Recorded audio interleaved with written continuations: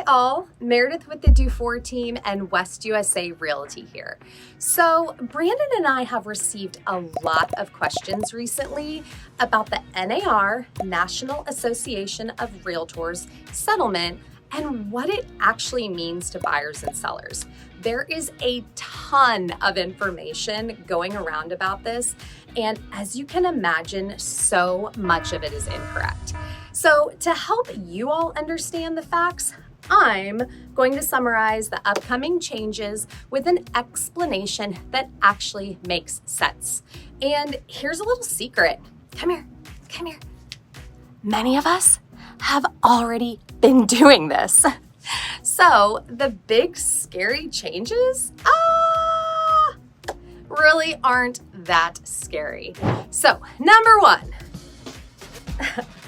as of August 17th, 2024, any buyer wanting to work with a real estate agent or brokerage must sign a buyer-broker exclusive employment agreement prior to touring a property in person or virtually, meaning before a brokerage begins working for and representing a client, that client and that brokerage need to agree upon terms and conditions outlined in the employment agreement. Pretty simple, right? I mean, would you walk into an attorney's office, verbally hire them, expect them to start representing and working for you without signing a contract agreeing on your terms and conditions? Wouldn't you want to understand exactly what services that attorney has agreed to, the roles and responsibilities, and the amount? I would. Our job as realtors is to provide you value, to use our skills and qualifications to your benefit, and to be able to articulate how we plan to do so all throughout the partnership we are forming. And if your agent cannot do this, or you leave a buyer consultation appointment with any doubts, that agent probably is not the right agent for you. Does that make sense? Okay, moving on to number two. As of August 1st, 2024, offers of compensation from a seller or listing broker to a buyer's brokerage are no longer allowed on the MLS. Now, sellers still can offer compensation. This conversation simply will now be off the MLS.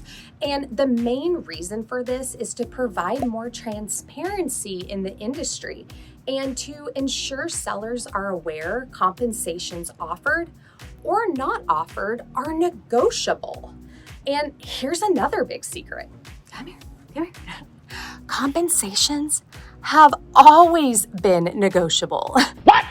And if your listing agent does not disclose this or is not able to articulate this, they probably are not the right agent for you. More transparency is always a great thing in any industry, which is why Brandon and I are personally very happy with this settlement.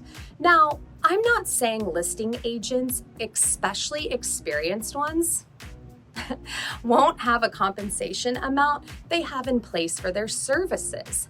Top agents like ours at the DuFour team provide sellers a thorough marketing proposal in which we'll discuss our 5-star seller programs, cutting-edge marketing strategies, our secret sauce, and what compensation we ask for those services and value.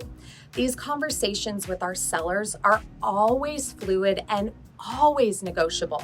So there you have it. I know you were expecting an overcomplicated fire hose in the face type of explanation, but it really is that plain and simple. If this information helped you finally understand what's really taking place with the NAR settlement, make sure to subscribe to our channel for future tips and leave us a message on what type of topics you'd like for us to address next, because the DuFour team wants to know what we can do for you.